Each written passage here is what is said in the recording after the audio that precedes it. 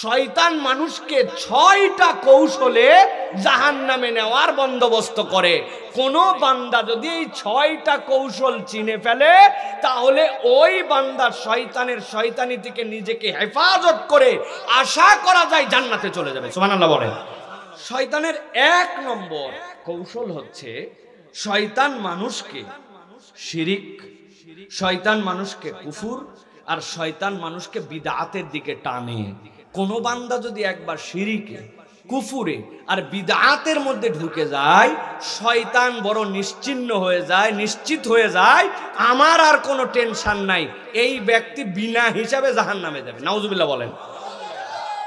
শয়তান 1 নম্বরে, তাহলে আল্লাহ রাব্বুল আমিন যেটা বলেছেন, ইন্নামা ইয়াদউ হিজবাহু লিয়াকুনু মিন আসহাবিস সাঈর, সে তোমাদেরকে জাহান্নামের দিকে নিতে চায়, একাই না দল বল সহ কৌশলে তোমাকে নিতে চায়।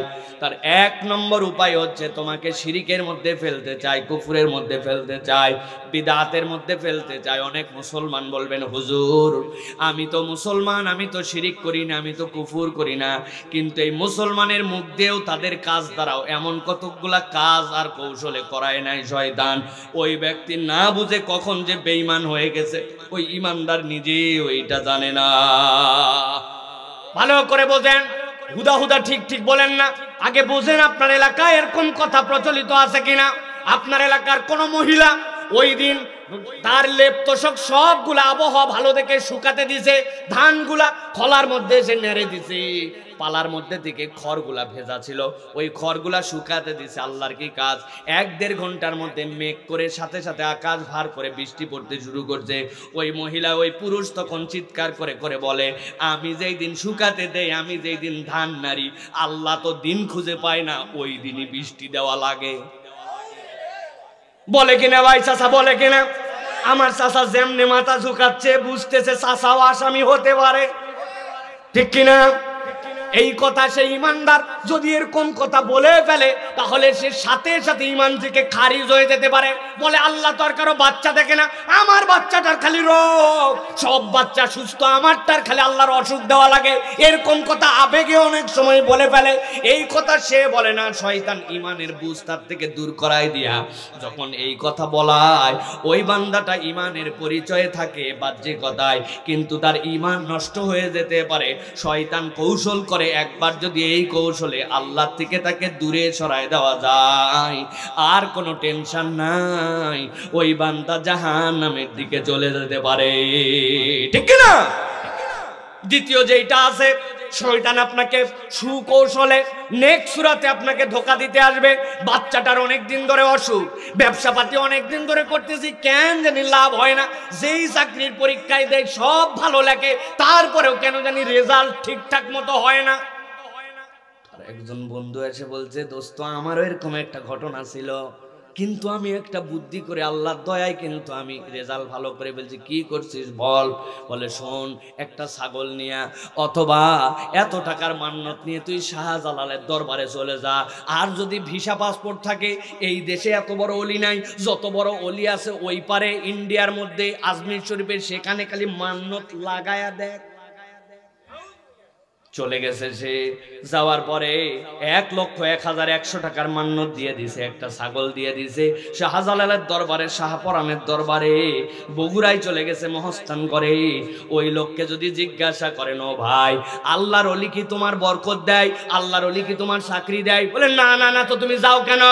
বলে ওই লোকটা আল্লাহর ওলি, উনার কাছে দিলে আল্লাহ খুশি হয়, আল্লাহ দেয়, কিন্তু একটু বাবার মাধ্যম দিয়ে দেয়, একটু শাহজালালের মাধ্যম দিয়ে দেয়, একটু আজমিরের মাধ্যম দিয়ে দেয়। এরকম কথা যদি কেউ বলে, আল্লাহ কোরআনুল কারীমের মধ্যে বলছেন, আবু জেহেল, আবু লাহাব, উতবা, শাইবা, তাদের কাছেও জিজ্ঞাসা করা হয়েছিল, মাইয়ারযুকুকুম মিনাস সামাই ওয়াল আরদ, ও আবু জেহেলের দল বলো তো আসমান জমিন থেকে তোমাদেরকে রিজিক দেয় কে?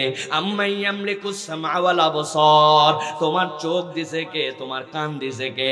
আবু জেহেল, উতবা লাফ দিয়ে চিল্লায় উঠে বলছে, সায়াকুলুন আল্লাহ, অবশ্যই আল্লাহ আমাকে দিছে চোখ, আল্লাহ আমাকে দিছে কান, আল্লাহ আসমান থেকে রিজিক দেয়, আল্লাহ জমিন থেকে রিজিক দেয়।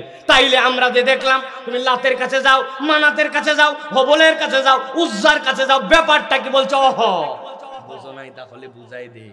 লাত হচ্ছে আল্লাহর প্রিয় একটা পাত্র, আল্লাহর উমুক ফেরেশতার প্রতিকৃতি, উমুক পয়গম্বরের প্রতিকৃতি মানাত, উমুকের প্রতিকৃতি হচ্ছে বড় একজন বুজুর্গ ছিল, তার প্রতিকৃতি হচ্ছে উজ্জা। তাদের দেওয়ার কোনো ক্ষমতা নাই, তাদের কাছে মান্যত দিলেই তারা খুশি হয়, তারা খুশি হলে আল্লাহ খুশি হয়। আল্লাহ দেয় কেবল লাত উজ্জা মানাত বলে দ্বারা দেয়।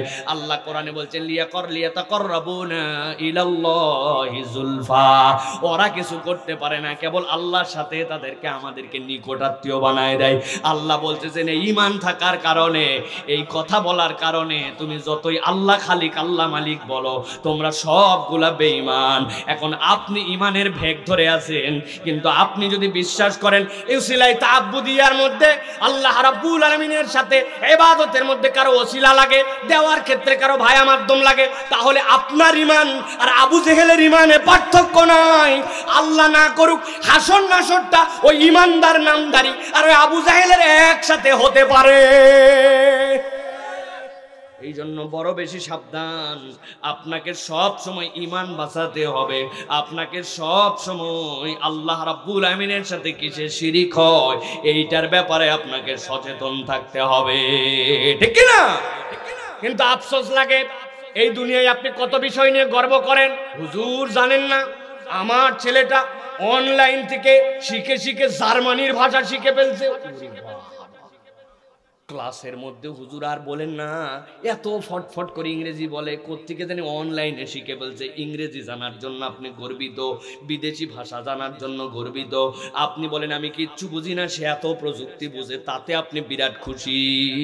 কিন্তু আপনার ছেলের বয়স 18 বছর হয়ে গেছে, 15 বছর হয়ে গেছে, তার গোসল ফরজ হয়, বাথরুমের মধ্যে ঢোকে আর গায়ের মধ্যে পানি দিয়ে বের হয়ে আসে।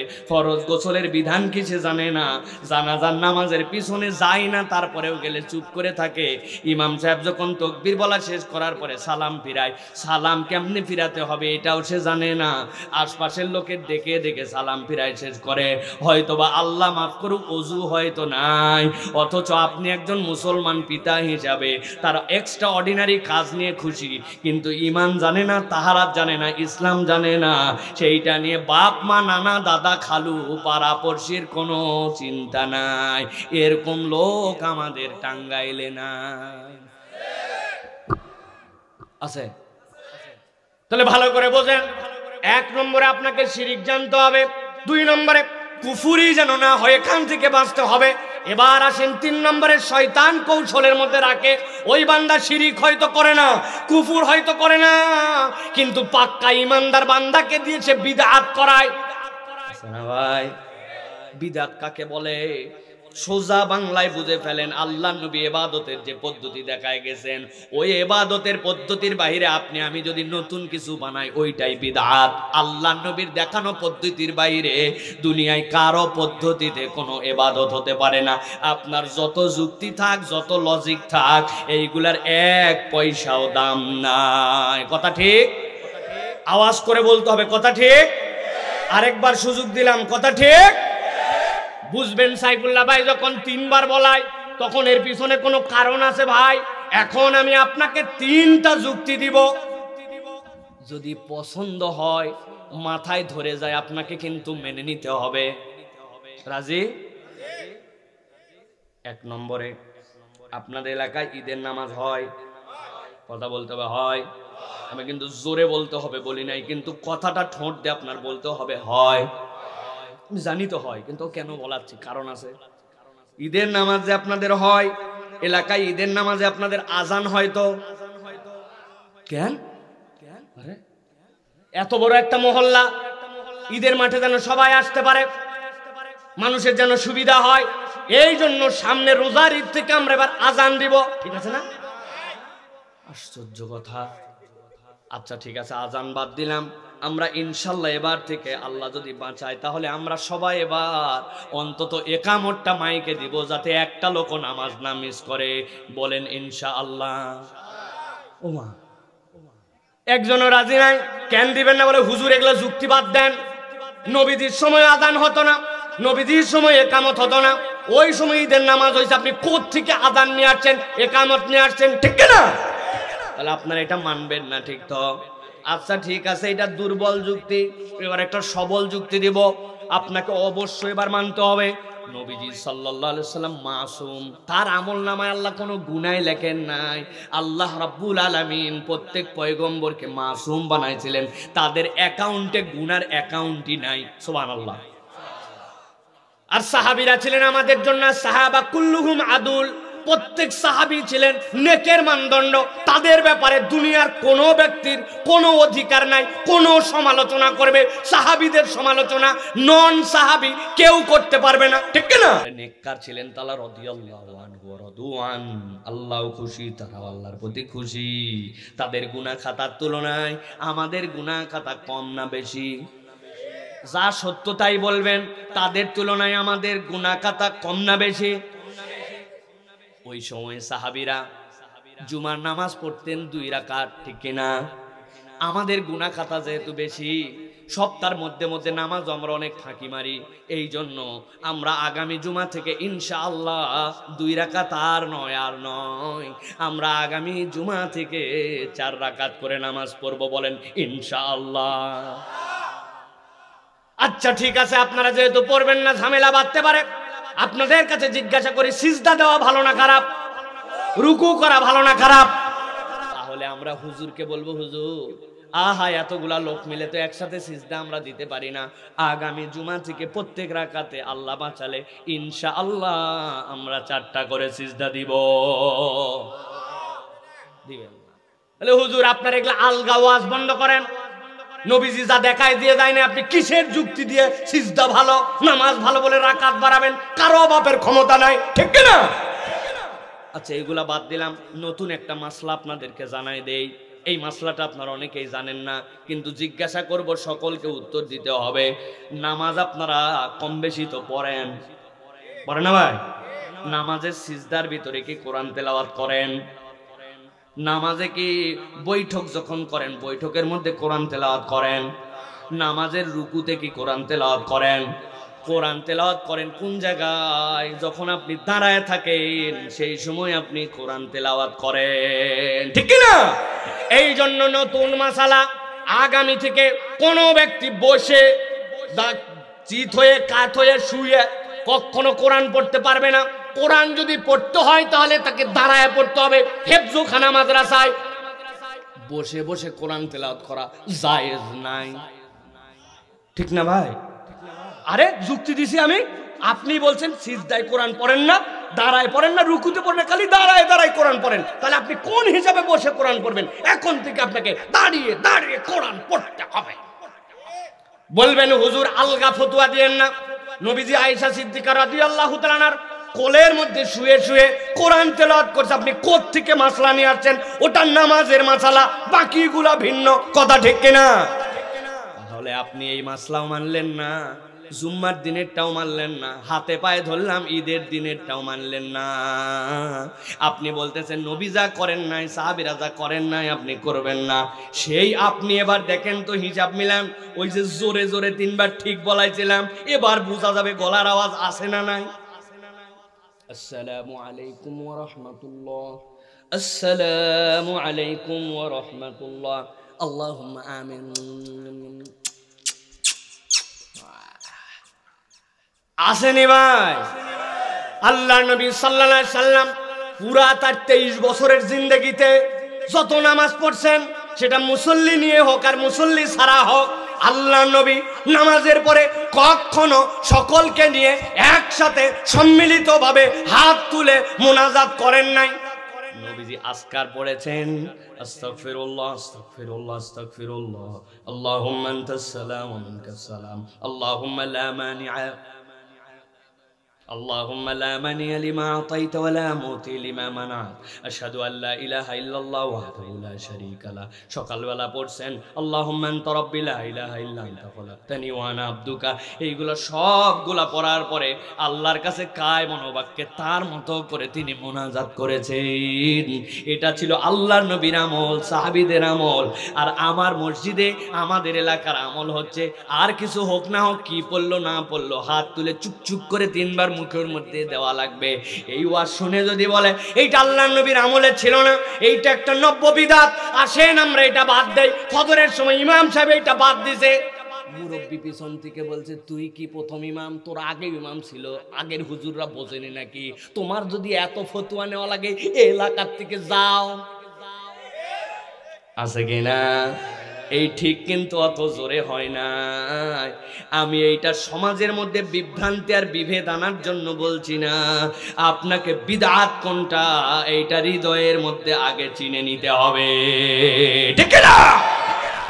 বলছে মানুষকে খাওয়ানো ভালো।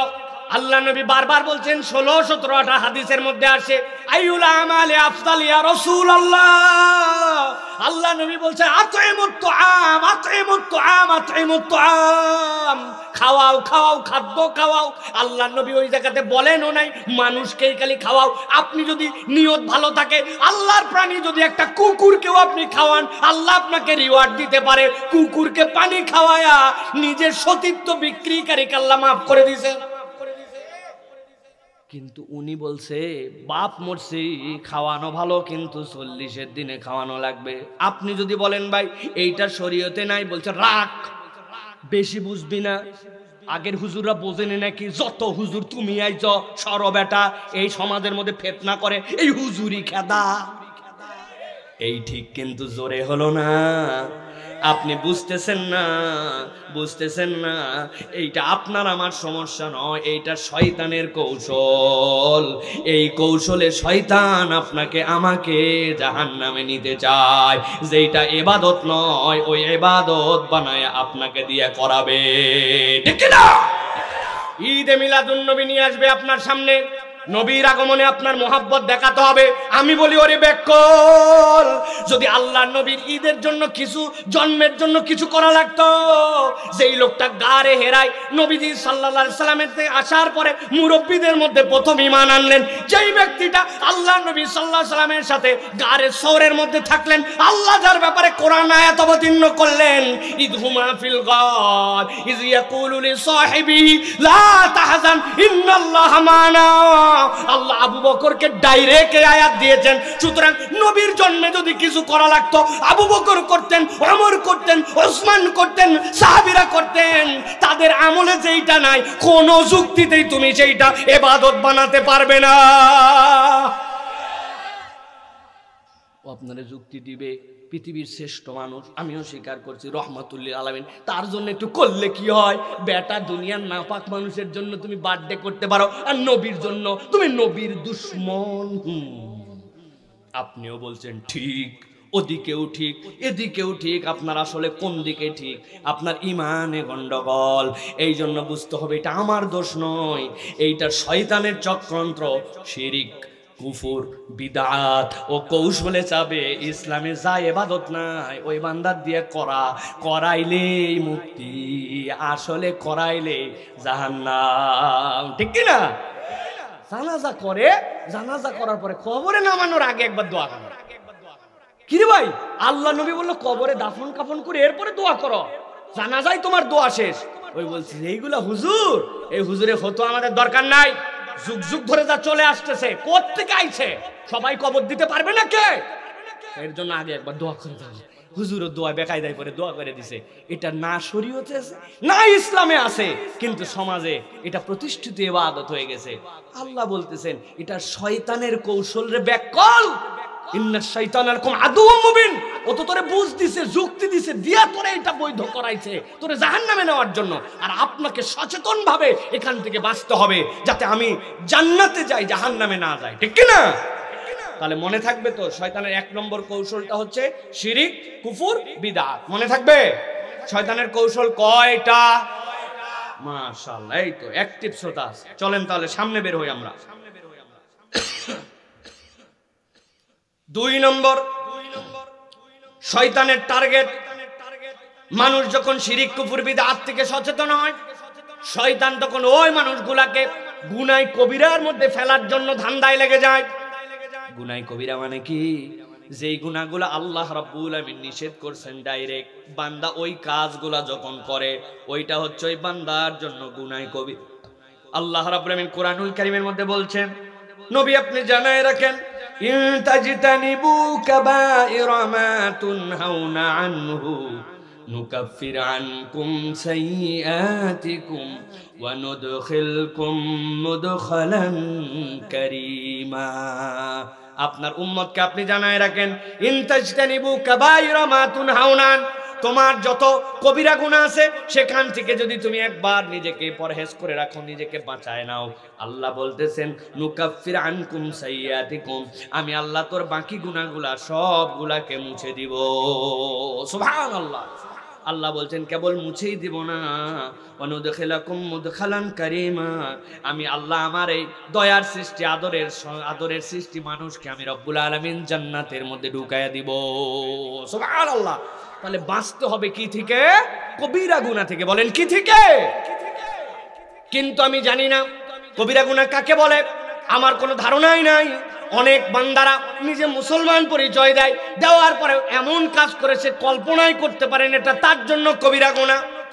আমার কত তরুণ আছে, কত যুবক আছে, সে জানে না যে নেশা করা তার জন্য একটা কবিরা গুনাহ, এত বড় গুনাহ। আল্লাহ রাব্বুল আমিনের পক্ষ থেকে যতগুলা লানত আছে এর মধ্যে সবচেয়ে বড় নেশা করা।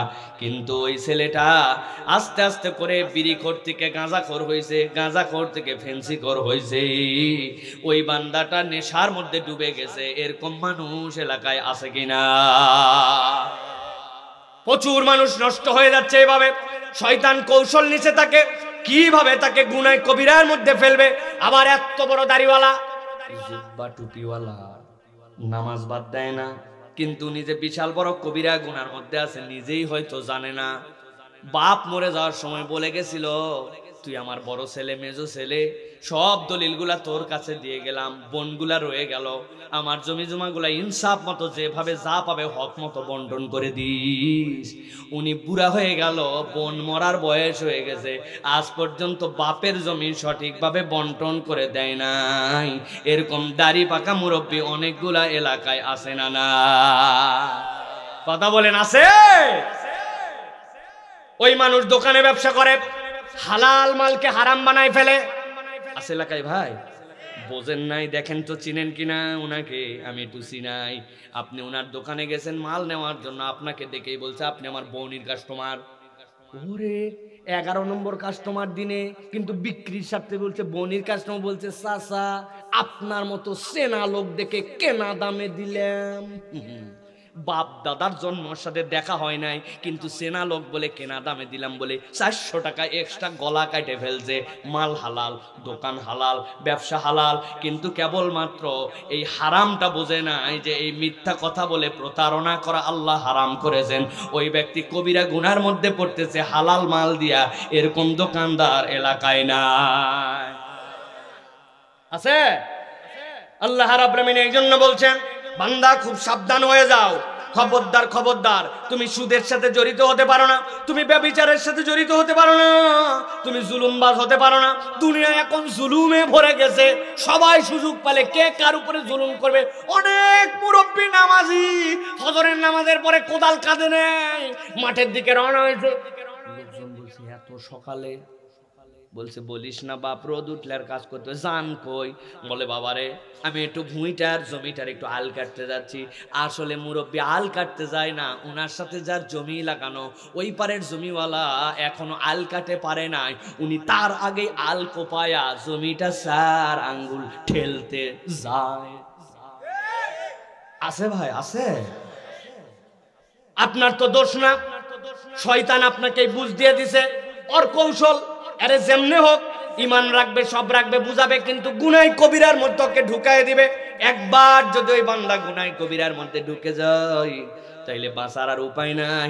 অনেক সময় মানুষ শয়তানের ধোকায় এমন ভাবে পড়ে আপনি কল্পনাও করতে পারবেন না। আমি আমেরিকার থেকে আসতেছিলাম, আসার সময় টানা 17 ঘন্টা ফ্লাইট, নিউ ইয়র্ক থেকে এসে নামছি আমি দুবাই। এরপরে দুবাই থেকে আবার বাংলাদেশে আসবো। দুবাই থেকে যখন বাংলাদেশের ফ্লাইটে উঠছি, তখন প্রচুর আমাদের প্রবাসী শ্রমিক ভাইয়েরা আছেন যারা, তারা দেশকে সমৃদ্ধ করার জন্য অনেক কষ্ট করে। তো ওই ভাইয়েরা সব আসতেছে, আমারে দেইখা তো মনে করেন যে আবেগে আপ্লুত, আলহামদুলিল্লাহ ভাইরে পাইছি, ভাই কোথা থেকে আসতেছেন, কে কেমনে কি করবে, মহাব্বত এজহার করতেছে। তারা ওয়াজ শুনি ভাই আপনার অনেকদিন ধরে, আপনারে দেখবো, বিশ্বাসই করি নাই। তার মানে বোঝা গেল এই মানুষগুলা দিনদার শ্রেণীর মানুষ, অন্ততপক্ষে দিন ইসলাম আলেম ওলামার ব্যাপারে খবর আছে। তা আমি একটা সিটে বসছি, বসার পরে আমার মধ্যে রোর পরে ডান পাশে একটা ইয়াং ছেলে বসছে, মুখের মধ্যে খোসা খোসা দাড়িও আছে, দেখতেও সুন্দর। তো যখন ওয়েটাররা আসছে আমাদের কাছে, আসার পরে বলতেছে, খাবার দেওয়ার পরে জিজ্ঞাসা করে যে আপনি কি ধরনের ড্রিঙ্কস নেবেন। তো এখানে আপনাকে জিজ্ঞাসা করে পেপসি নেবেন না কোক নেবেন, নাকি নর্মাল সোডা পানি নেবেন, নাকি মিনারেল ওয়াটার নেবেন, নাকি ওখানে ছোট মদের বোতল আছে ভদকা বলে ভদকা নেবেন, নাকি আপনি বিয়ার নেবেন, যেটা আপনার চয়েস, ইন্টারন্যাশনাল ফ্লাইট সে অনুযায়ী আপনাকে সার্ভ করবে। আমরা তো সচরাচর বলি ভাই আমারে পানি দেন ভাই, আর যদি একটুখানি জুস থাকে অরেঞ্জ জুস দেন। একটা ছেলে ডাইনে দেখলাম, ডাইনে তাকালো একবার, বামে তাকালো, তাকায় বলল ছোটটা দেন। রে ছোটটা কি সুন্দর ব্লু কালারের বোতল, তাকায় দেখি এতটুকু একটা ভদকার বোতল, ওয়াইনের বোতল বা ছোট্ট একটু বিয়ারের একটা বোতল নিয়ে আস্তে করে রাখছে। ওরে আবার গ্লাসের মধ্যে 3টা ছোট্ট বরফ দিছে, ওইটা বলে বরফ দিয়ে খাওয়া লাগে, ওইখানে রাখছে। ও ডাইনে বামে তাকাইছে, দেইখা বুঝলাম এই ছেলে না দুবাই থাকা অবস্থাতে এটা খাইছে, না বাংলাদেশে খাবে, কিন্তু চিন্তা করছে 39,000 ফিট উপরে কিরামান কাতিবিন তো দুবাইয়ে, এত উপরে উঠতে পারে হারা, আমাদের সাথে টিকিট নাই, ভিসা নাই, কিচ্ছু নাই। ওই জন্য কৌশলে আমি ছবি তুলে রাখছি, ওই ছেলের ছবি তুলে নাই, প্রাইভেসি আছে, কিন্তু আমি তার খাবার সহ ছবি তুলে রাখছি, আমার ফোনের মধ্যে এখনো আছে, যেটা আমার কাছে একটা নজির থাক যে এই ছেলে এই উপরে যে হারাম ছয় না, কিন্তু ওইখানেও হারাম খাইছে। সে চিন্তা করলো ফ্রি পাইছি, টিকিট কাটছি এত টাকা দিয়া, এইটা তো নিচে কিনলে অনেক টাকা, ফ্রি পাইলাম, মার, ওইটা হালাল না হারাম চিন্তা করলো না। এই মদ খাওয়া, মাদকতা, এটার সাথে জড়িত হওয়া, এটা গুনাহ কবিরা। অনেক ব্যক্তি ইমানদার কিন্তু এটাকে পাত্তাও দেয় না, ঠিক কিনা? তরুণ সমাজের মধ্যে ভাইরাস হয়ে গেছে। এই দেশ আবার মাদকের জন্য একটা ইন্টারন্যাশনাল মেলা আয়োজন করতেছে, বছরে 1 দিন 2 দিন 3 দিন করে 2 পর্বে 6 দিন আপনি যাবেন, উন্মুক্ত গাঁজা খাবেন। ইন্টারন্যাশনাল রিপোর্টে আসছে লালনের ছেউরিয়ার মেলাতে 2 পর্বে 6 দিনে 27 টন কেবলমাত্র গাঁজা বিক্রি হয়েছে। যেখানে গাঁজা 27 টন যায়, বাকি মালের খবর কেমনে পাবে? এই দেশ এইরকম ভাবে তরুণদেরকে মাদকাসক্ত থেকে ঠেকানোর জন্য কাজ করা হচ্ছে, কিন্তু সেই জায়গায় উন্মুক্ত পারমিশনের মতো। আমি কুষ্টিয়াতে মাহফিল ওই দিন ছিল আমার রাজবাড়িতে, যাচ্ছি আমি চাঁপাইনবাবগঞ্জ। আমি আমার জীবনের 10 বছর ইসলামিক ইউনিভার্সিটিতে পড়ার কারণে কুষ্টিয়ায় থাকছি, আমি জীবনে কুষ্টিয়া শহরে কোনোদিন এত মাইক্রো, এত নসিমন, এত করিমন, এত ভুটভুটি দেখি নাই। ওই রাত্রে 2টা 3টার সময় যা দেখছি অবাক হয়ে গেলাম, হচ্ছে কি? আরে এত টাকা খরচ করে গেলে সে দেখবে কি? কিচ্ছু তো নাই। আসল টার্গেট নেশাখোর যত আছে, অন্য সময় সুপে সাপে খাওয়া লাগে, ওরা আগামী 6 মাসের চালান সংগ্রহ করে নিয়ে যাওয়ার জন্য এই সরকারের পৃষ্ঠপোষকতায়, নাকের ডগায় প্রশাসনের সামনে উন্মুক্ত মদ এবং মাদকতা ছড়ায়। ওই মাদকতা বেঈমানের ছেলেরা খায় না, মুসলমানের ঘরের ছেলেরা ওখানে যায়, ঠিক কিনা? কার কৌশল? এটা শয়তানের কৌশল। আর এই শয়তানের কৌশল বাস্তবায়ন করতেছে আমাদের প্রশাসন, ঠিক কিনা? আপনি সব জায়গায় টাইট মারতে পারেন, এই জায়গায় আপনার টাইট দিলে সমস্যা কোথায়? তার মনে সরিষার মধ্যে ভূত লুকায়া আছে। আমরা উন্মুক্ত ভাবে বলতে চাই, আগামী মেলার থেকে এরকম যদি হয়, তাহলে প্রশাসন যদি ভালোভাবে পদক্ষেপ নেয়, নচেত আমরা আমাদের তরুণ সমাজ, যুবক সমাজকে হেফাজত করার জন্য ইমাম, আলেম, খতিব, স্থানীয় মাদ্রাসার সকল ব্যক্তিবর্গের সমন্বয়ে প্রতিরোধ কমিটি বানায়া, যেখানে এরকম মাদকতার উন্মুক্ত চর্চা হবে, আগামীর বাংলাদেশে এটা হতে দেওয়া হবে না, ঠিক কিনা? তোমার যদি লাইসেন্স থাকে তুমি লাইসেন্সের জায়গাতে কিনে খাও, কিন্তু জনগণের পাবলিক প্লেসের মধ্যে নিয়ে আসে মেলার নাম করে নৈরাজ্য, এটা আর সহ হবে না, ঠিক কিনা? প্রশাসনকে আমরা সাবধান করে দিতে চাই, আপনারাও সচেতন হন, প্রত্যেক এলাকায় আপনারা সচেতন হন। আপনার সামনে একজন এসে বাচ্চা বিড়ি খেয়ে যায়, আর আপনি ওভারলুক করে যান, বাবা আমার পোলা পান, এটা দেখার কি আছে? আপনি মুসলমান হতে পারেন না, বেয়াদব। তুমি বিড়ি খাবা মানে তোমার কি বয়স? তুমি করতে বিড়ি খাও, ওরে কান ধরে ওর বাপের সামনে নিয়ে যেতে হবে। কপাল ফোড়া অনেক বাপ আছে, বলে এই যে ধরতটা গল্লি পানি দিত, তোর বেটাতে গাঁজাখোর হয় নাই, তাই তো বেশি, ঠিক কিনা? এই জন্য প্রিয় ভাইরা, শয়তানের দ্বিতীয় কৌশল কবিরা গুনাহ। আমাদেরকে কবিরা গুনাহ থেকে বাঁচতে, মনে থাকবে তো এটা ইনশাআল্লাহ? চলেন এবার 3 নম্বরে যাই। শয়তানের 3 নম্বর কৌশল, বান্দা যখন কবিরা গুনাহ থেকে সচেতন হয়ে যায়, বান্দা যখন শিরক কুফর বিদআত থেকে সচেতন হয়ে যায়, তখন শয়তান কৌশল 3 নম্বর নেয়। ওই বান্দার সামনে তখন সগীরা গুনাহগুলাকে হালকা বানায় দেয়। এই কাজ তুমি করো কেন? বলে এটা সগীরা গুনাহ, ছোট গুনাহ, ওইটা আমলের মধ্যেই নাই না, আছে কিনা ভাই?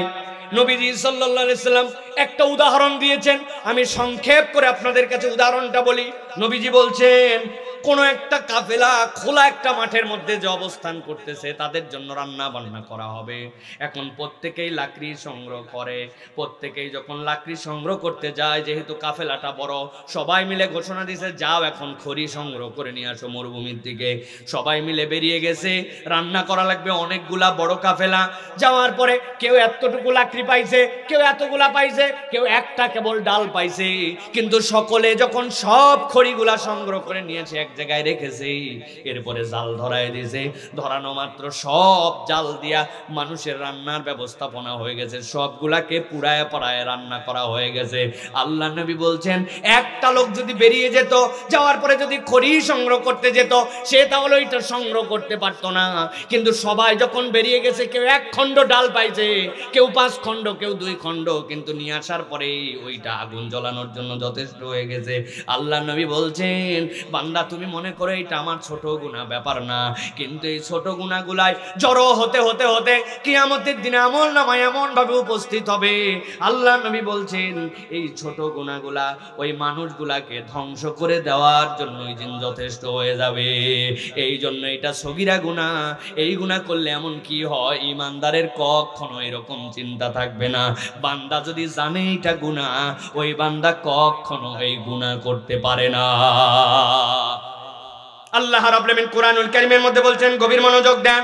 আল্লাহ বলছেন, ইয তালাকাউনাহু বিআলসিনাতিকুম ওয়া তাকুলুনা বিআফওয়াহিকুম মা লাইসা লাকুম বিহি ইলম ওয়া তাহসাবুনাহু হায়্যিনা ওয়া হুয়া ইনদাল্লাহি আযীম।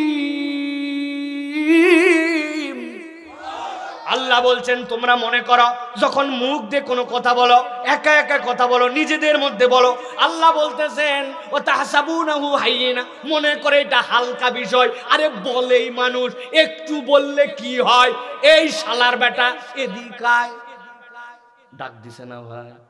চিন্তা করছে, শালার বেটা এবার কোনো গালি হয় নাকি?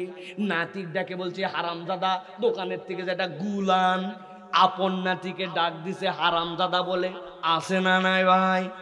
বুঝানোর জন্য বলতেছি, শুয়োরের বাচ্চা মাচ্চা তো এগুলা কোনো ব্যাপারই না। চিন্তা করা এটা মানুষের মুখের বুলি হয়ে গেছে, এটা বলেই ফেলে। আল্লাহ বলতেছেন তারা চিন্তা করে এটা সাধারণ ব্যাপার। আল্লাহ বলতেছেন ওয়া হুয়া ইনদাল্লাহি আযীম। এমন কথা তোমার মুখ দিয়ে বের হয়ে যায়, ওইটা আল্লাহর কাছে বড় সাংঘাতিক। এই জন্য ইমানদারের তবিয়ত হবে যেইটা গুনাহ, কখনো সে গুনাহকে গুনাহ ছাড়া অন্য কোনো সেন্সে নিবে না। ছোট হোক বড় হোক, বান্দা গুনার দিকেই যাবে না, ঠিক না? মোবাইল দেখতে দেখতে এমন ছবি চলে আসে, ওয়াজই শুনতেছিলাম কিন্তু অ্যাডভার্টাইজ একটা চলে আসে, যেই মহিলা ওইটা আপনার চোখ দেখা অ্যালাউ করে না, হয় আপনার ওয়াজই বাদ দিতে হবে, নয় মোবাইল বাদ দিতে হবে। কথা ক্লিয়ার? আপনি কোন অজুহাতে ওইটা দেখতে পারেন না। আপনি খেলা দেখতেছেন ক্রিকেট, কিন্তু ফাঁকে ফাঁকে যে বিজ্ঞাপন হচ্ছে, যেই মহিলা দেখাচ্ছে, ওই মহিলা, ওই আচরণ, ওই দৃষ্টি, ওইটা আপনার জন্য হারাম। যদিও দেখতেছেন ইন্টেনশন নাই, কিন্তু আমার আচরণে, আমার আমলে এটা যদি চলে আসে, আল্লাহ বলতেছেন এটা শয়তানের কৌশল। ও আপনার কাছে ছোট গুনাহ কেলোগুলাকে আর ছোট গুনাহ রাখবে না, স্বাভাবিক বানায় দিবে। এইটা হয়েই থাকে, এখন সমাজের অভ্যাস হয়ে গেছে, বলে কিনা ভাই? আপনি দেখবেন বিয়ে শাদিতে গান বাজনা পর্যন্ত হয়। আপনাদের এলাকায় আছে কিনা ভাই? আছে। ইজাব আর কবুল ইসলামের বিয়ের ফরজ। ইসলামের বিয়ের ওয়াজিব হচ্ছে ওয়াতুন নিসা সাদুকাতিহিন্না নিহলা। তুমি তার জন্য দেনমোহর দিয়ে দাও, এটা আল্লাহর পক্ষ থেকে দায়িত্ব। এরপরে মাসনুন হচ্ছে আউলিম ওয়ালাও বিশাতিন, সাধ্যের মধ্যে থাকলে একটা ছাগল দিয়ে হলেও ছেলের বাড়িতে নিয়েছে অলিমা করো। ইসলামের বিয়ে শেষ, কিন্তু আপনার এলাকার বিয়ে শেষ। 4 দিন আগের থেকে হলুদ সন্ধ্যা, 3 দিন আগে মেহেদি সন্ধ্যা, 2 দিন আগের থেকে ড্যান্স সন্ধ্যা, আগের দিন গোসল সন্ধ্যা, 7 দিন আগে এলাকার সবচেয়ে বড় বড় ডেক নিয়ে যাইয়া বাড়ির 2 পাশে লাগায় দিয়া আছে ভাই। ওই ঢিষ্টি ঢিষ্টির বাড়ির থেকে একজন এত বড় দাড়িওয়ালা মুরব্বী বের হয়েছে, আপনি ধরছেন এই চাচাই সাহেব মানুষ, আপনার বাড়িতে এইটা হচ্ছে ব্যাপারটা কি? গান বাজনার শব্দে তো এলাকা অস্থির, এত গান মানুষ বাজায় নাকি? বলছে থাম থাম, তোরও বেটি আছে। আমি কি করতে চাইছি নাকি? এলাকার নাতিপুতিরা করে, এখন সমাজে এটা কালচার হয়েছে, যুবক ছেলেরা একটু করে। আর একদিন ধৈর্য ধর, বিয়ে শেষ, চল নামাজ পড়ে আসি। আছে কিনা? ভালো করে বুঝে থাকলে বলেন। ওই হাজী সাহেবের কাছে নামাজ গুরুত্বপূর্ণ, হজ করে আসছে, কিন্তু এই গান বাজনা হালকা হয়ে গেছে, মনে করছে এটা সমাজ করেই থাকে। এরকম কথা দাড়িওয়ালা পাঞ্জাবিওয়ালা, এরকম কথা ভালো মানুষের মুখ দিয়েও বাড়ায়। দোষ ওই লোকের নয়।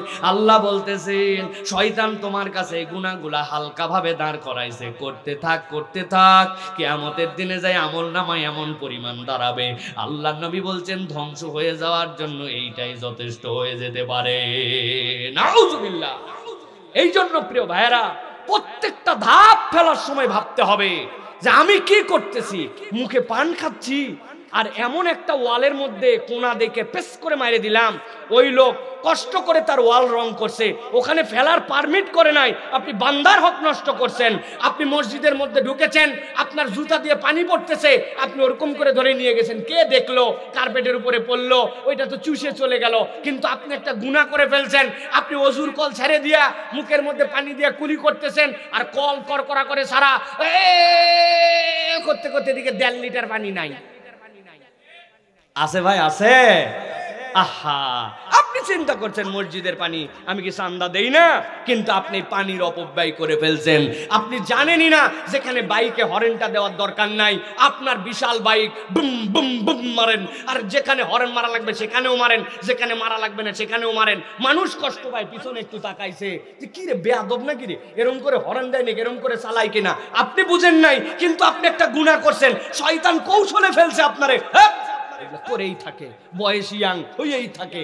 ওই হতে হতে হতে হতেই নবীজি বলছেন, ওই যে ছোট ছোট লাকড়ি সংগ্রহ করে যেরকম আগুনে জ্বালায় পুরাই দিছে, তোমারেও ওই কিয়ামতের দিনে আগুনে জাহান্নামে নেওয়ার জন্য যথেষ্ট হয়ে যাবে। বাঁচতে হবে ভাই, এটা শয়তানের কৌশল, দোষ তো আমার না, শয়তান তো এই টার্গেটেই আছে। তাহলে আমাকে কি করতে হবে? এখান থেকে বাঁচার জন্য চেষ্টা করতে হবে। যুবকরে বুঝ দিছে, হ্যাঁ এই বয়সে দাঁড়িয়ে রাখেন, আনস্মার্ট লাগে। তো চাচা আপনার বয়স 50 পার, আপনার মুখে দাড়ি নাই, তোমার চাচি লাইক করে না, চাচি লাইক করে না জন্য উনি দাড়ি রাখে না, কয় আনস্মার্ট আনস্মার্ট লাগে, চুলকায়, কয় না ওই চুলকানি এমনি চুলকায় না, ওটা শয়তান চুলকায়। তাছাড়া তো আপনার বুঝ এসে যাওয়ার কথা।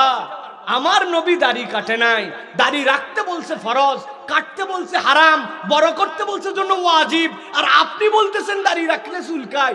এখনো বয়স হয় নাই, আনস্মার্ট ইনস্মার্ট লাগে। আপনি যদি এটা বুঝে বলেন, আপনার ঈমান চলে যাবে। দুনিয়ার সর্বশ্রেষ্ঠ মানুষ, সর্ব স্মার্ট মানুষ আল্লাহর দৃষ্টিতে আল্লাহ রাব্বুল আমিন বলেছেন ইন্নাকা আলা খুলুকিন আযীম, তার থেকে উত্তম চরিত্র দেখতে সৌন্দর্যে কেউ নাই, তার মুখে দাড়ি ছিল, আর আপনি বলছেন আনস্মার্ট লাগে। বুঝে বললে আপনার ঈমান চলে যাবে, ঠিক কি না? বুঝ আসে না কেন? শয়তান আপনারে বুঝ দিছে, দোষ তো আপনার না। আজকে বুঝে ফেলছেন, লাইফের গতি চেঞ্জ করে দেন, আল্লাহ মাফ করে দিবে। আর শোনার পরেও যদি বলেন মানে না, কয় হুজুর সামনে আমার বিয়ে, তো যেই মেয়ের সাথে বিয়ের কথা হচ্ছে সেই মেয়ে আবার দাড়ি পছন্দ করে না। আমি ফতুয়া দিয়ে গেলাম, হুজুর আছে, হুজুরের কাছে আরো ডিটেলস শুনে নেবেন। যদি কোনো মহিলা বলে যে দাড়ি রাখার কারণে আপনাকে পছন্দ করবে না, বিয়ে করবে না, তাহলে ওই মহিলাকে বিয়ে করা জায়েজ নাই। ইসলামের শায়ের যে অস্বীকার করে, ওই মহিলা আপনার বাড়িতে কখনো বউ হিসাবে আসতে পারে না, ঠিক না? আপনাকে ক্লিয়ার করতে হবে, ওকে বুঝাতে হবে ব্যাককল বেটি চল, আল্লাহ তোর দাড়ি দেয় নাই, তুই কোটি টাকার মান্নত করেও দাড়ি উঠবে না, আর আল্লাহ আমারে দিছে, তো আপনি কেমনে আবার নিজে এক পুরুষ হয়ে আর এক মহিলারে বিয়ে করতে না যায় নিজেও মহিলা হয়ে মহিলার কাছে যাচ্ছেন? কি মনে করে, কি মনে করে? বুঝান আমারে, যা গুনাহ হয় আমার হোক, মোষ রাখেন অন্তত, যা হয় হোক গা, তাও আপনি মহিলার মতো হবেন না, রাখেন মোষ আপনি, তাও অন্তত আল্লাহকে বলতে পারবেন আল্লাহ মহিলার কিছু ছিল না, আমার অন্তত এইটা তুই এইটা রাখছি না, আর লজ্জা দিলাম না আপনাকে। স্বামী স্ত্রী দুইজন শুয়ে আছে, নতুন বাচ্চা হয়েছে, রাত্রেবেলা অন্ধকার, এখন বাচ্চা রাত্রে ক্ষুধা লাগছে, ও খালি বাপের বুকের দিকে যায়, বাপ তো যায় না, আমি না তোর মা, আমি না, ওদিক যায়, কি জন্য যায়? ও হাতায় হাতায় দেখে, গালে দেখে আব্বাও যা আম্মাও যা,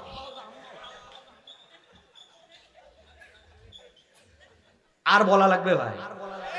একটু শুধরায় নেন ভাই, এটা শয়তান আমাদের বুঝ ঢুকাইছে, তাছাড়া কোনো বুঝ নাই, দুনিয়ার কোনো বুঝ নাই এর পিছনে, শয়তান আপনাকে বুঝাইছে যে না এটা রাখা লাগে না, এটা আমাদের দোষ না, আমার দোষ হলে তো আমি বলতাম, আমি তো আজকে ওই কৌশল ফাঁস করে দেওয়ার জন্য আসছি, শয়তান আজকে খুশি, ওর যা রাগ, যাই হাই হাই হাই রে, এতদিন পর্যন্ত কত ভূগোল বুঝ দিয়ে ওরে রাখছিলাম, আজকে এই মাহফিল থেকে পরিবর্তন হয়ে গেল, সুবহানাল্লাহ বলে।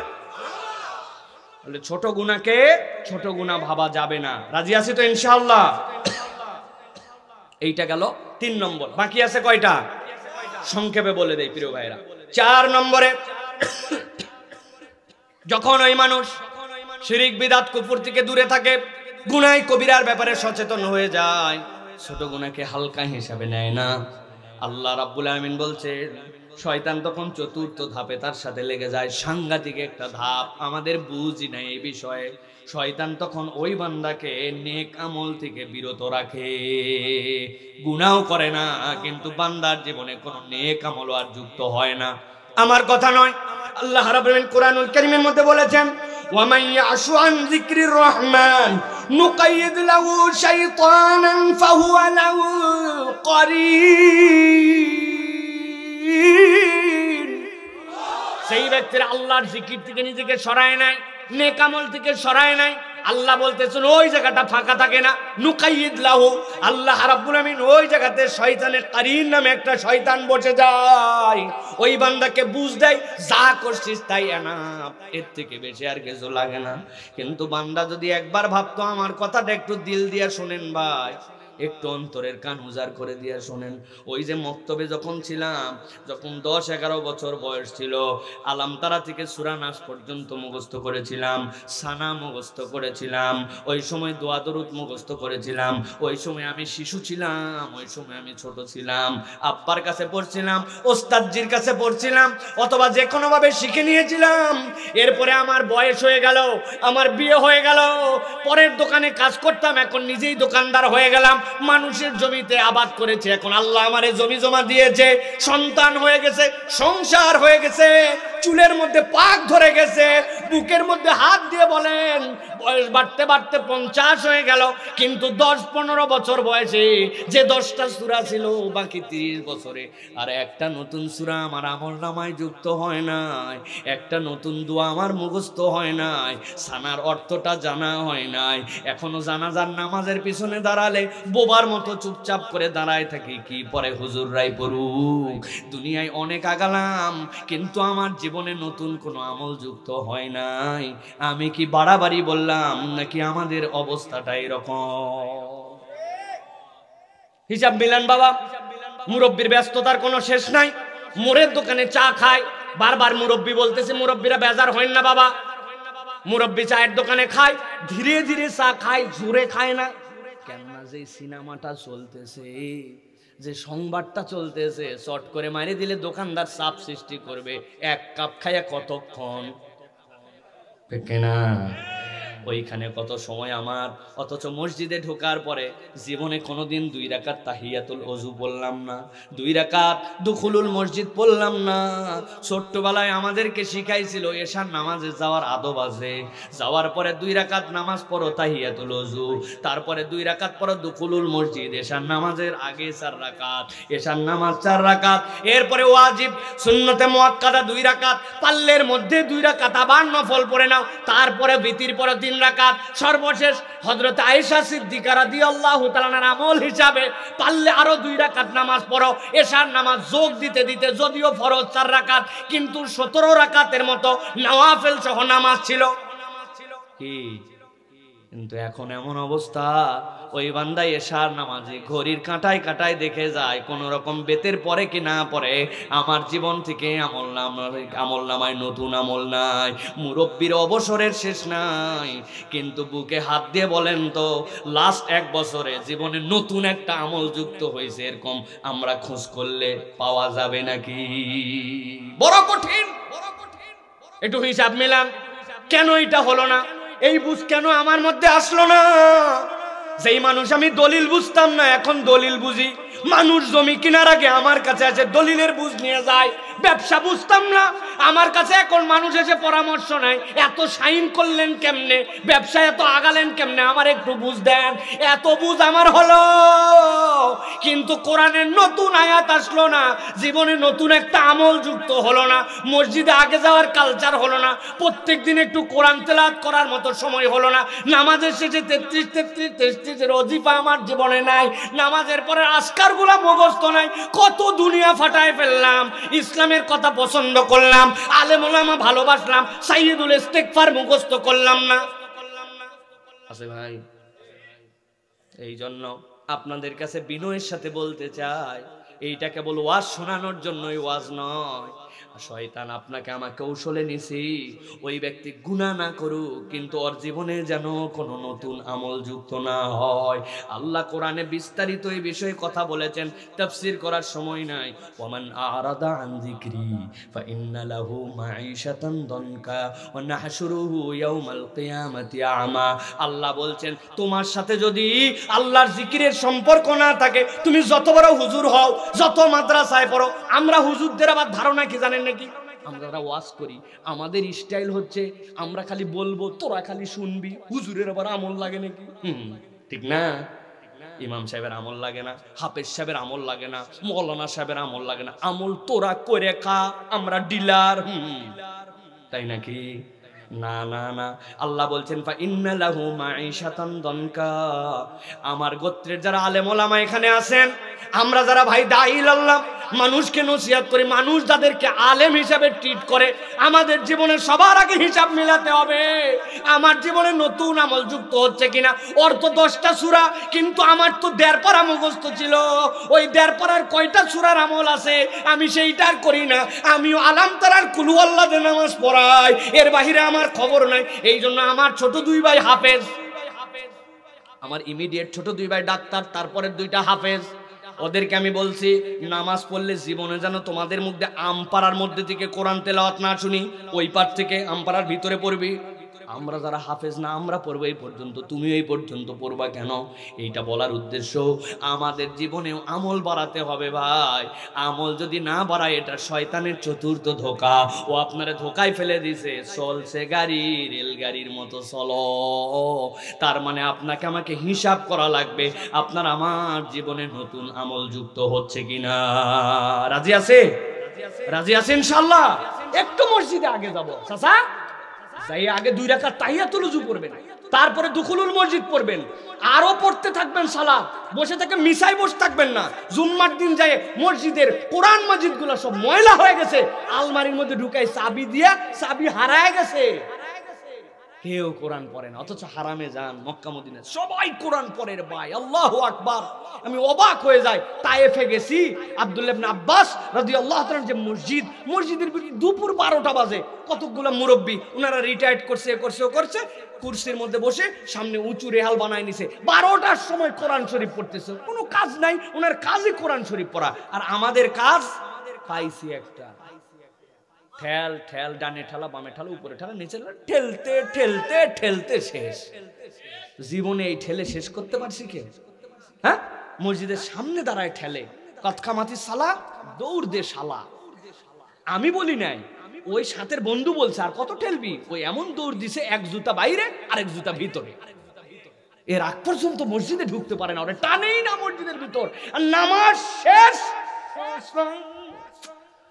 মোবাইল বাইর করে কি জানি একটা ঠেকেছিল ওনার। আমি একটা আমল বলে দিই, যারা মসজিদে জামাতে নামাজ পড়তে চান, বাড়িতে মোবাইল অফ করে রেখে মসজিদে যাবেন, আসার পরে আবার মোবাইল হাতে নেবেন, এইটুক সময়ের মধ্যে মোবাইল ব্যবহার করবেন না, এইটুক মোবাইল বাদ। দেখবেন আপনার মধ্যে কনসেন্ট্রেশন বাড়বে, পেরেশানি হবে দুই একদিন। ও ভাই, এই মোবাইল আমরা পরামর্শ দেই মাঝে মাঝে, নিজেরাও পারি না অনেক সময়। সপ্তাহে একদিন ডিজিটাল সিয়াম করতে হবে। কি বলছি? ডিজিটাল সিয়াম আবার কি জিনিস? কোনো ডিভাইস, কোনো মোবাইল, কোনো নাম্বার কারোর সাথে যোগাযোগ থাকবে না।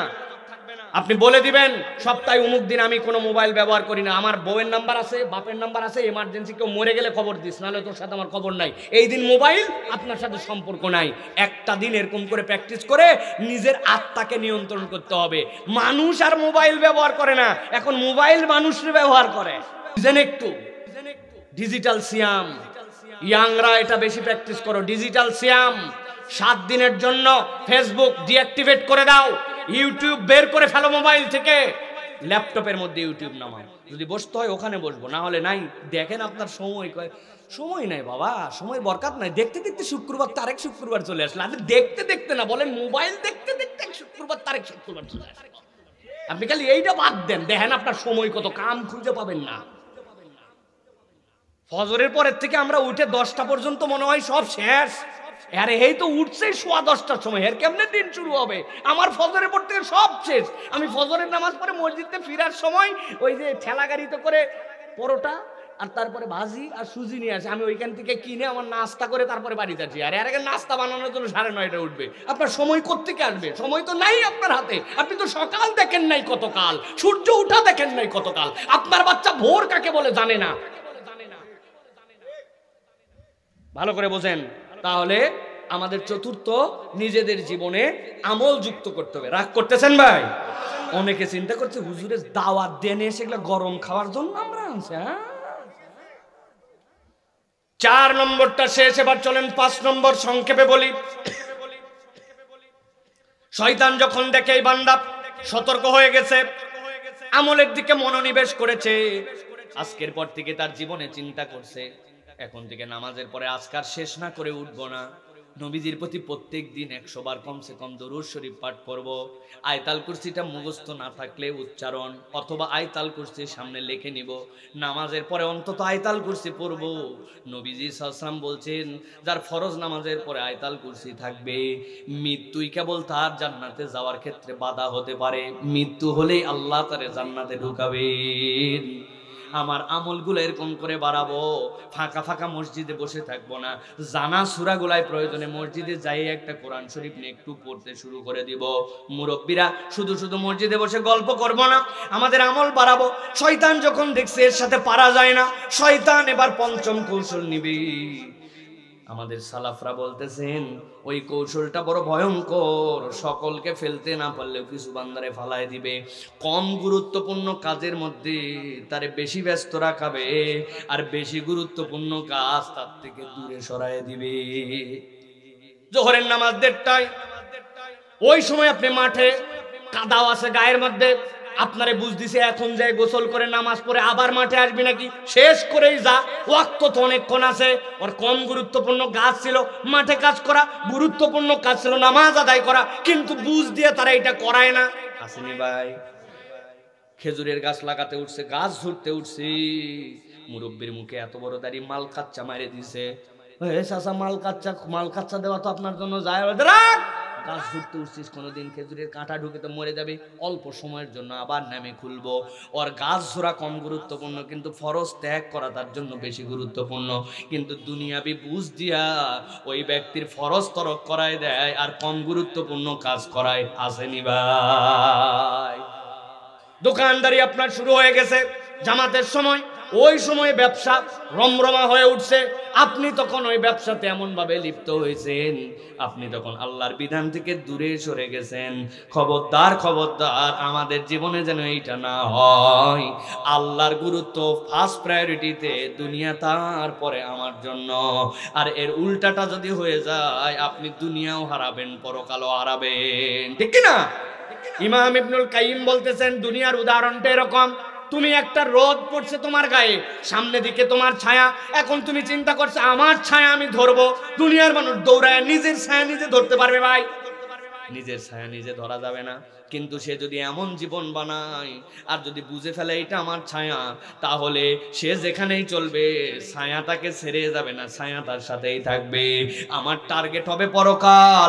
দুনিয়া হচ্ছে আমার ছায়ার মতো, আমি টার্গেটের পিছনে যদি ছুটি ছায়া আমাকে ছাড়বে না, আর আমি যদি ছায়ার পেছে ছুটি ধরতেও পারবো না, জীবনটাও ব্যর্থ হয়ে যাবে। এই জন্য দুনিয়া আমার মূল টার্গেট নয়, আমার টার্গেট হচ্ছে আখিরাত। ঠিক না? তাহলে এইটা আমাকে বুঝতে হবে প্রায়োরিটি কোনটা, এটা আপনাকে অ্যাগ্রেসিভলি এটাকে আপনাকে পালন করতে হবে। ওয়াজ শুনতে অনেক সময় মহিলারা আসে, আহা 60 বছরের মহিলা, চোখ ছাড়া কিছু দেখা যায় না, হাত মোজা পা মোজা, ওরে বাবারে বাবা, বোরখা পরে আসছে আলহামদুলিল্লাহ, কিন্তু সাথে যেইটা ওনার হাত ধরে নিয়ে আইছে ওইটার বয়স 17 বছর, এর খালি 2 পিস অথবা 3 পিস। কি ব্যাপার? আপনার নাতি বেটি বেটার বই অবস্থা কেন? এই চাচি, আপনার তো 60 বছর বয়স, আপনার শাহওয়াত কমে গেছে, আপনি হাত মোজা না পড়লে আল্লাহ গুনাহ দিবে না। ইল্লামা জাহারামিনা, এটার ব্যাখ্যা অনেক করছেন মুফাসসিররা। হাত মোজা নাও পড়তে পারে, ওর তো আকর্ষণ নাই, কিন্তু যার আকর্ষণ তারে অবস্থা কেন? বলছে কথা বলিস না বাবা, আমিও বিয়ের পরে পর্দা ধরছি, আল্লাহ দিলে আমার নাতিও বিয়ের পরে পর্দা ধরবে। আছে না? তাহলে আপনি কম গুরুত্ব আর বেশি গুরুত্বপূর্ণ বুঝেন নাই। আপনি নিজে ইসলামের দিকে গেছেন, পরিবারকে টানেন নাই। আপনি বাহিরের লোক নিয়ে বহুত মাথা কামাইছেন, দেশটা শেষ হয়ে গেল। আছে না? ইউক্রেন শেষ, ফিলিস্তিন অবস্থা খারাপ, টেনশনে শেষ, মানবতার বন্ধু, কিন্তু ওনার বাড়িতে জাহান্নামের কারখানা। ভক্কর চক্কর করেন না, এটা শয়তানের কৌশল। সে আপনাকে কম গুরুত্বপূর্ণ কাজে ব্যস্ত রেখে বেশি গুরুত্বপূর্ণ কাজ থেকে দূরে সরায় দিবে। ঠিক না? মনে থাকবে তো? এটা আমাদের ভুল না, এটা শয়তান জানাইছে আমারে। এখন থেকে এরকম হলেই বুঝবেন যে এটা খেলা ওনার, আমি তো খেলোয়াড় হতে রাজি না। সর্বশেষ যখন কোন মানুষ এই বিষয়গুলা থেকে সতর্ক হয়, শয়তান তখন সর্বশেষ তার পিছে লাগে। এইটা নরমাল মানুষ না, বরং যারা ভালো প্র্যাকটিসিং মুসলিম ওই মানুষগুলার পিছে লাগে। শয়তানের শেষ কৌশল হচ্ছে তার জন্য রিয়া ঢুকায় দেওয়া আর তার আমলের মধ্যে অহংকার নিয়ে আসা। যার আমলটা একবার রিয়া ঢুকে গেছে, অহংকার চলে আসছে, ওই আমলটা আল্লাহর কাছে আর 1 পয়সাও দাম থাকবে না। কৌশলে মানুষ অনেক কথা বলে যে এটা তার রিয়া হয়ে যায়। এলাকার ছেলে পেলে নামাজ পড়ে না, কি যে একটা অবস্থা, সবগুলা কেমন জানি বদমাইশ হয়ে গেছে। আল্লাহর দয়ায় 25 বছর নামাজ কাজা নাই রে। বাপরে ফুটানি, আসল কথা হচ্ছে 25 বছরের জানান দেওয়া। ঠিক কিনা? গতকালকে দেখলাম রাত্রে 3:15টার দিকে পুকুর ঘাটের ওই জায়গায় কে জানি গোসল করতেছে। কি রে, এত রাত্রে মানুষ না জিন? লোকজন বলছে চাচা 3:15 আপনি দেখলেন কেমনে? হচ্ছে একটু তাহাজ্জুদের জন্য উঠছিলাম তো ওই সময় দেখলাম।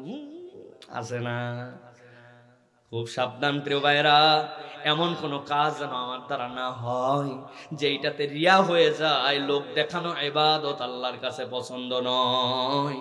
আর আমার মধ্যে যেন অহমিকা না আসে, আমার থেকে উমুকে নিম্নমানের, উমুকের থেকে আমি উচ্চ হয়ে গেছি, এটা যেন না হয়। সুন্দর পোশাক পরা অহংকার নয়, আপনি খুশবু লাগানো অহংকার নয়, সুন্দর জুতা পরা অহংকার নয়, কিন্তু অপরকে নিচু ভাবা অহংকার, আর জেনে বুঝে সত্যকে অস্বীকার করার নাম অহংকার। এই দুইটা যেন আমাদের জীবনে না হয়। এই জন্য এইটা যারা আমলদার তাদের দ্বারা এটা হয়ে যায়। আপনি মুসল্লি একটু চোখ বন্ধ করে দেখেন, আপনি যখন আপনার বাড়িতে কেউ যখন দেখে না তখন আপনার নামাজের গতি কেমন, আর মসজিদের মধ্যে যখন নফল পড়েন সুন্নত পড়েন তখন নামাজের গতি কেমন। বাড়িতে নামাজ পড়লে 6G 7G স্পিড, রুকু সিজদার মধ্যে সময়ই নাই, টাপাটাপ মারে দিচ্ছে। কিন্তু মসজিদে আসার পরে ইমাম সাহেব আছে, মুসল্লি আছে, এখন আমি যদি জায়গায় জোরে জোরে মারি ইজ্জত থাকে না। তাহলে আপনি কি আল্লাহর ভয়ে নাকি জনগণের দেখানোর জন্য? একটু হিসাব মিলানি লাগবে। ঠিক না ভাই? সিনেমা হলে যায় না সিনেমা দেখার জন্য, কিন্তু মোবাইলের মধ্যে ওনার সিনেমার ফ্যাক্টরি আছে। কয় আমি এমবি কোনো সময় নষ্ট করি না, যা কিনছি সবগুলো আল্লাহর দয়ায় সিনেমা দেখে উসুল করে ফেলছি। আসেনি ভাই? তাহলে বোঝেন তো ভাই, এই জন্য আপনার আমার যেন কোনো আমল রিয়া না হয়। রিয়া কিন্তু সাধারণ মানুষের হয় না, যারা আমল করে তাদের দ্বারাই রিয়া প্রকাশ পায়, ঠিক কি না? এমন ওয়াজ করছি যাই শুনে দেখিস, আশপাশে বহুত ওয়াজ হয়েছে, কিন্তু এরকম প্রধান বক্তা কেউ আনতে পারছিল নাকি? পাটায় আমি পামের উপরে আসি আর নিজে মনে করতেছি এরকম বক্তা হওয়ার ঠেলা আছে। ওয়াজও হবে, শুনে মজাও হবে, কামাইও হবে, সাথে জিরো ফলাফল হবে, ঠিক কিনা? আমার টার্গেট আল্লাহ সবার আগে আমাকে আমল করার তৌফিক দাও, আমার ভাইদেরকে আমার কথা অনুযায়ী আমল করার মতো আল্লাহ মন মেজাজ দান করে দাও, যেই কথা তুমি পছন্দ করো ওই কথা বলার তৌফিক দান করো। আর ফাঁকিবাজি যেন আমার চরিত্রের মধ্যে না থাকে। বক্তা মানে ফাঁকিবাজ, খানিকক্ষণ আসার পরে হুদাই গজল, হুদাই কি বলে টলে মোটামুটি একটা কারিশমা করে দিয়ে চলে গেলাম।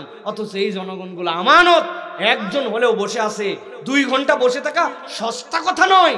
তাহলে আমি যদি আমানতের হক আদায় না করি, তাহলে এইটাও আল্লাহর কাছে ধরা খাওয়া লাগতে পারে, ঠিক কিনা ভাই? তাহলে আমাদেরকে এই ঠেকার থেকে আমাদেরকে বেঁচে থাকতে হবে। এটার অনেক আয়াতে কারিমা আছে, সেই দিকে আর গেলাম না। তাহলে 6টা পয়েন্টের কথা বললাম, এখন ঔষধটা দিয়ে শেষ করে দিব। এগুলা রোগ, এর ঔষধ আছে না ভাই? 4টা কাজ যদি করি তাহলে আমাদের এই 6টা অপরাধ আমাদের থেকে আস্তে আস্তে দূরে চলে যাব। বলবো কয়টা ভাই? 4টা, মুখস্থ করে ফেলেন। 1 নম্বর, সৎ পরিবেশে আপনাকে থাকতে হবে। সৎ পরিবেশ না থাকলে আপনি পারবেন না। আপনি বিড়িখোরের সাথে থাকলে এক সময় গাঁজাখোর হবেন। ওই গাঁজাখোর এক সময় আপনাকে বলবে প্রত্যেক সময় গাঁজা খেতে ভাল লাগে না, ঈদ চাঁদ বলে একটা কথা আছে, এই সময় একটু পানি খাওয়া লাগে। ঘর বানাবে লাল টেন্ট, ভিতরে মিউজিক বাজাবে, ওর ভিতরে আপনার বাচ্চা কাচ্চা যায় দেখেন মদ গাঁজা খাবে। এটা পরিবেশ। ওই ছেলে যদি ভালো পরিবেশে থাকতো তাহলে এটা হতো না, ঠিক কি না? আপনি গীবতকারীর সাথেই সবসময় চা খান, বসে থাকেন, 2 জন বসলে পিছনে কথা বলে, মহিলা নিয়ে বাজে আলাপ করে, ওর মোবাইলে সবসময় আপনাকে বাজে লিঙ্ক শেয়ার করে, তা আপনার তো পরিবেশ নাই। অতএব আপনাকে একটা সৎ পরিবেশে থাকতে হবে, সৎ মানুষের সাথে সম্পর্ক বাড়াতে হবে, নিজেকে সৎ হতে হবে, ঠিক কি না?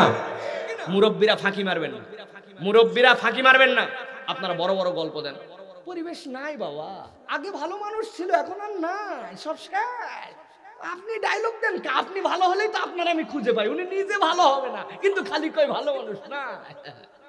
খবরদার, নিজে ভালো হতে হবে, সৎ পরিবেশে থাকতে হবে। রাজি আছেন ইনশাআল্লাহ? 2 নম্বর ঔষধ, নিয়মিত আল্লাহর কাছে ইস্তেগফার করতে হবে। কি করতে হবে?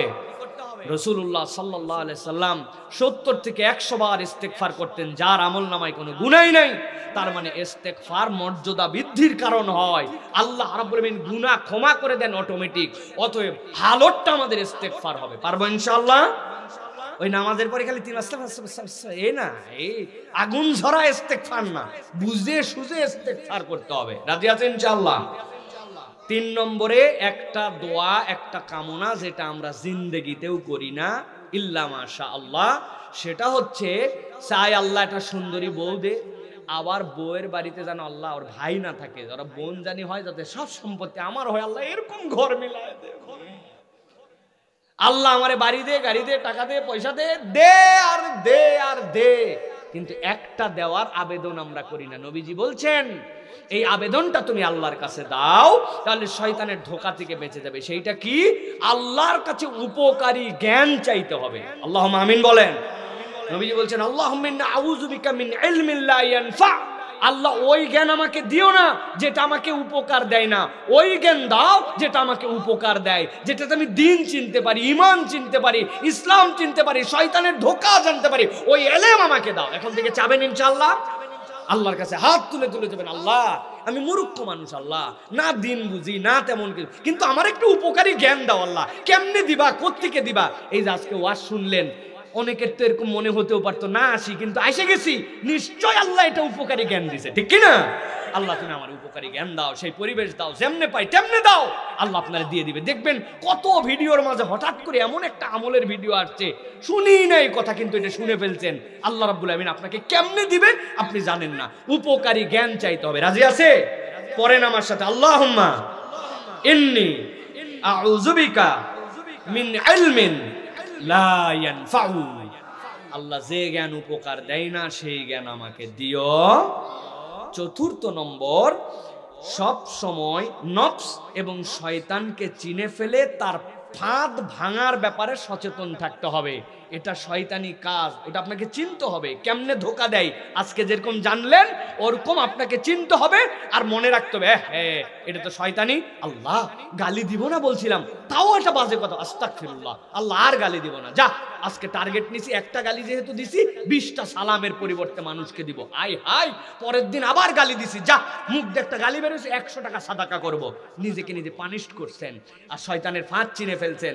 আল্লাহর কাছে বারবার ডেডিকেটেড হয়ে গেছেন, আল্লাহ অমুক গুনাহ করবো না, করে ফেলছি, যা এই সপ্তাহে 2টা নফল রোজা রাখবো। নিজের উপরে নিজে পানিশ করে নিচ্ছে। হযরত আলী রাদিয়াল্লাহু তাআলা আনহু তবিয়ত ছিল, যতবার তওবা করতেন ততবার সাদাকা করতেন, ততবার দান করতেন, নিজেকে নিজে পানিশ করতেন। আমি শয়তানের ফাঁদ চিনবো এবং এখান থেকে ভাঙার জন্য চেষ্টা করবো। রাজি আছি ইনশাআল্লাহ?